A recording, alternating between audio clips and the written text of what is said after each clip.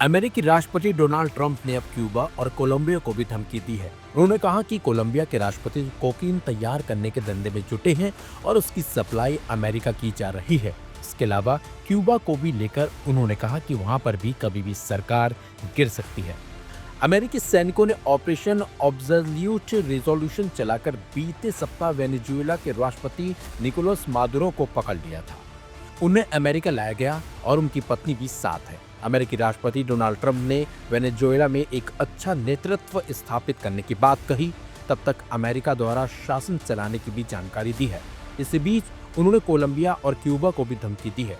उन्होंने कोलंबिया के राष्ट्रपति गुस्तावो पेट्रो को भी धमकी दी है और कहा कि वहां के नेता भी वेनेजुएला की तरह शासन कर रहे हैं। उनका इतना ही काम है कि कोकीन बनाओ और फिर उसे अमेरिका में बेच दो।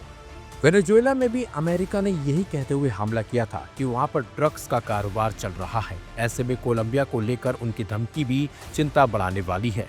अमेरिकी राष्ट्रपति ने क्यूबा को लेकर भी ऐसी ही धमकी दी और कहा कि वहां पर भी सरकार कभी भी गिर सकती है। डोनाल्ड ट्रंप ने एयरफोर्स वन पर सवार होने के दौरान मीडिया से बातचीत करते हुए ये बातें कही हैं। उन्होंने कहा कि निकोलस मादुरो को अगवा किए जाने के बाद भी हम मिलिट्री एक्शन के लिए तैयार थे। ट्रंप ने कहा कि कोलंबिया और वेनेजुएला दोनों ही देशों की हालत खराब है।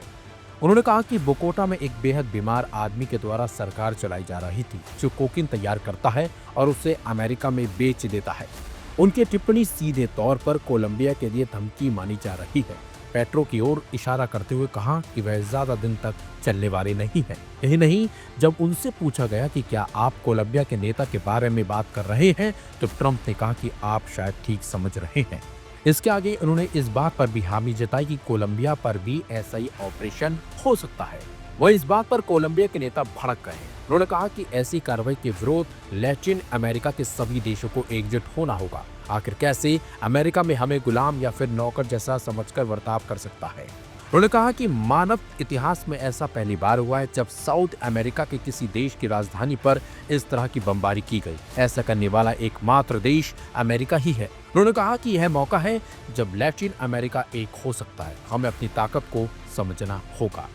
ऐसे में अब देखना होगा कि कोलंबिया और क्यूबा कुछ बड़ा एक्शन ले सकते हैं, लेकिन देखना होगा जिस तरह की धमकी अब ट्रंप इन दोनों देशों को दे रहे हैं, क्या वो दिन और वक्त दूर नहीं जब ऐसे हमला यानी कि वेनेजुएला पर जैसा हमला हुआ वो इन देशों पर भी हो सकता है। ये भी एक देखने वाली बात होगी।